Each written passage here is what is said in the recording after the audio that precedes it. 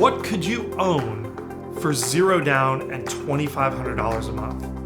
It's really the age-old question, because that's what most people are trying to decide.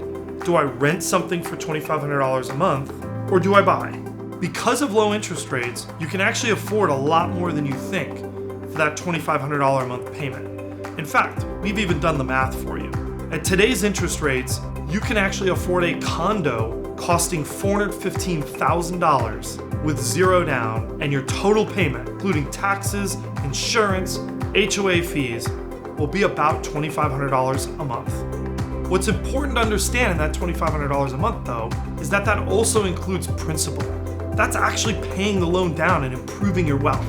And of that $2,500 a month, over $700 going right to principal each and every month. Just think, over the course of a year, that is over $8,000.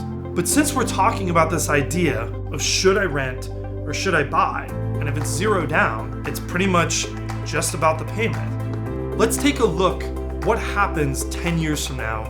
Because when you make a decision to buy, you're not just making a decision for today, you're making a decision for your future. Now, if you rent, in 10 years, even if rents just go up by 2% a year, that $2,500 a month apartment will cost over $3,000 a month. However, what happens if you buy? What happens in 10 years? Well, we've done the math for you. Remember how we talked about part of your payment going to pay down the loan, helping you build wealth? By 2030, if you bought that condo for $415,000, you would have paid off almost $100,000 of that loan. So you would have net worth of $99,500 after 10 years, even if that condo doesn't go up in value. But what if it does go up in value? Over 10 years, by 2030, even if that $415,000 condo only goes up 2% a year, inflation, that condo will be worth $502,000, or about $87,000 more than what you paid for it. Add that in to that principal pay down, and you can see that you have almost $187,000 in net worth. And you started with $0 because you put $0 down. That is a huge difference in 10 years of your life. What could you do with $187,000 of wealth?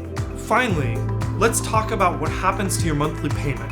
Now, if you rent, we already talked about that. In 10 years, that payment's gonna go up.